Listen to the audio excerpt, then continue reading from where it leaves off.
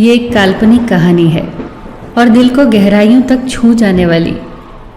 एक बार स्वर्ग में विचरण करते हुए कृष्ण और राधा एक दूसरे के सामने आ गए। विचलित से कृष्ण, प्रसन्नचित से राधा। कृष्ण सकपकाए, राधा मुस्कुराई। इससे पहले कि कृष्ण कुछ कह पाते, राधा बोल उठी, कैसे हो द्वारिकाधीश। जो राधा उन्हें कान्हा कान्हा कहकर बुलाती थी, उसके मुख से द्वारिकाधीश का संबोधन कृष्ण को भीतर तक घायल कर गया। फिर भी किसी तरह अपने आप को संभाल लिया उन्होंने और बोले राधा से, मैं तुम्हारे लिए आज भी वही कान्हा हूँ। तुम तो मुझे द्वारिकाधीश मत कहो। आओ बैठते हैं। कुछ मैं अपनी कहता हूँ, कुछ तुम अपनी सुनाओ। सच कहूँ राधा, जब जब भी तुम्हारी याद आती थी, इन आंखों से आंसुओं की बूंदें निकल आती थी।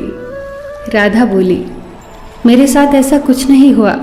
न तुम्हारी याद आई, न आंखों से आंसू बहा, क्योंकि हम कभी तुम्हें भूले ही कहाँ थे।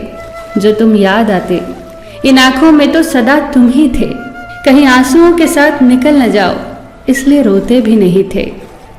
कान्हा, प्रेम से अलग होने पर तुमने क्या खोया, इसका एक आईना दिखाऊं तुम्हें। कुछ कड़वे सच प्रश्न सुन पाओ तो सुनाऊं। कभी सोचा है इस तरक्की में तुम कितने पिछड़ गए। यमुना के मीठे पानी से जिंदगी की शुरुआत की और समुद्र के खारे पानी तक पहुंच गए। एक उंगली पर चलने वाले सुदर्शन चक्र पर भरोसा कर लिया और 10 उंगलियों पर चलने वाली बांसुरी को भूल गए। कान्हा, जब तुम प्रेम से जुड़े थे तो जो उंगली गोवर्धन पर्वत उठाकर लोगों को विनाश से बचाती थी, प्रेम से अलग होने पर वही उंगली क्या क्या रंग दिखाने लगी। सुदर्शन चक्र उठाकर विनाश के काम आने लगी। कान्हा और द्वारिकाधीश में क्या अंतर होता है बताऊं? कान्हा होते तो तुम सुदामा के घर जाते, सुदामा तुम्हारे घर नहीं आता। युद्ध में और प्रेम में यही तो फर्क होता है।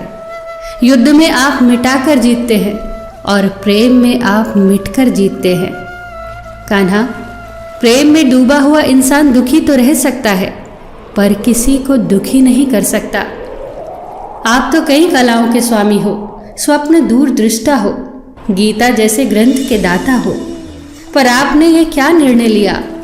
आपने अपनी पूरी सेना कौरवों को सौंप दी और अपने आप को पांडवों के साथ कर लिया।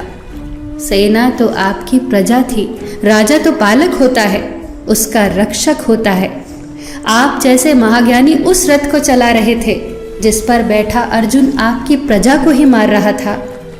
अपनी प्रजा को मरते देख आप में करुणा नहीं जगी, क्योंकि आप प्रेम से शून्य हो चुके थे।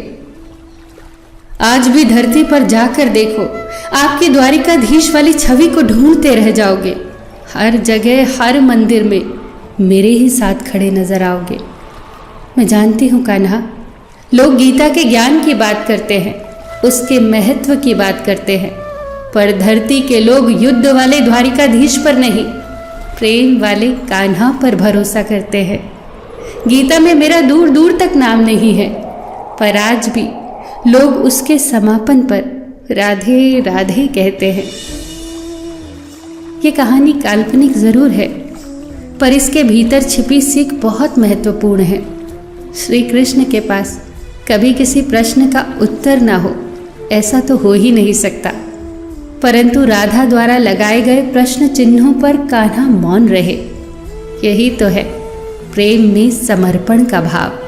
पराक्रम में हमें हर किसी को हराना होता है, तब भी हम जीत कर भी हार जाते हैं, परंतु प्रेम में एक ही कईयों का दिल जीत लेता है। सही कहा है कि छोटी सी उंगली पर पूरा गोवर्धन पर्वत उठाने वाले भगवान श्री कृष्ण छोटी सी बांसुरी को दोनों हाथों से पकड़ते थे। फिर मिलेंगे दोस्तों अगली कहानी के साथ। तब तक के लिए अपना ख्याल रखना और हमेशा मुस्कुराते रहना।